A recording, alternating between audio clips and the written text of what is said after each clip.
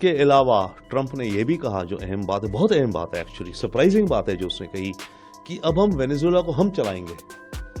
जैसे कि वेनेजुएला कोई कंपनी हो, इन्होंने एक्वायर कर ली और बोल रहे हैं हम वेनेजुएला को चलाएंगे। देखिए, ट्रंप की जो प्रेस कॉन्फ्रेंस थी, मेरे ख्याल से उसमें बहुत अहम कुछ क्लूज हैं, कि उसका रवैया कैसा है। पहली बात, वो ये कह रहा है कि ये जो अटैक था, ये लॉ इन्फोर्समेंट का अटैक था। एक गैंग लीडर है, क्रिमिनल है, ड्रग का मदूरो, उसको हमें कैप्चर करना था। तो ये पूरा का पूरा जो ऑपरेशन हुआ, ये लॉ इन्फोर्समेंट का ऑपरेशन था, supported by department of war.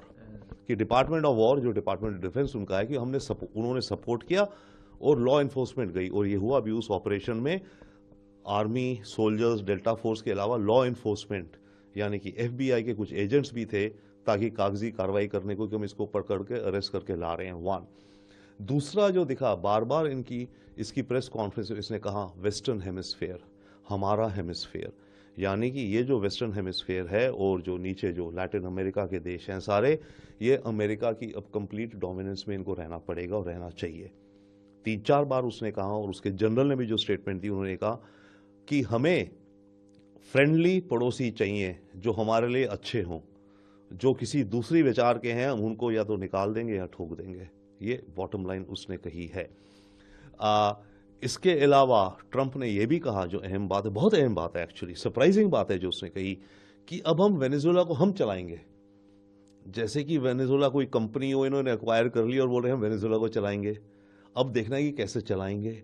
But जो चलाने में उनका समझ आ रहा है, उसका जो माइंडसेट है, वो ये है कि ऑयल कंपनीज के माध्यम से कुछ काम किया जाएगा। यानी कि पहली बात तो टीम बनाएगा। टीम में कह रहा है सेक्रेटरी ऑफ वॉर पीट हेग्सेथ और मार्को रूबियो रहेंगे। उसके अलावा मेरे ख्याल से ये कुछ ऑयल कंपनीज के सीनियर एग्जीक्यूटिव्स को भी टीम में इन्वॉल्व करेंगे, जैसे शेल, एक्सॉन, शेवरॉन।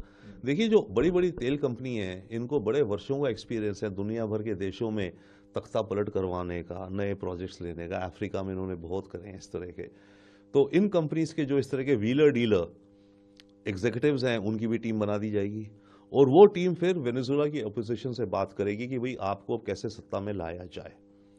और ऑब्जेक्टिव ये है कि जो वेनेजुएला का तेल है, उन ऑयल कंपनीज को मिलेगा निकालने को, और उस तेल में से कुछ पैसा तो ऑब्वियसली वेनेजुएला को जाएगा क्योंकि उनका है, कुछ पैसा कंपनी कमाएगी, और कुछ पैसा अमेरिका रॉयल्टी के रूप में लेगा।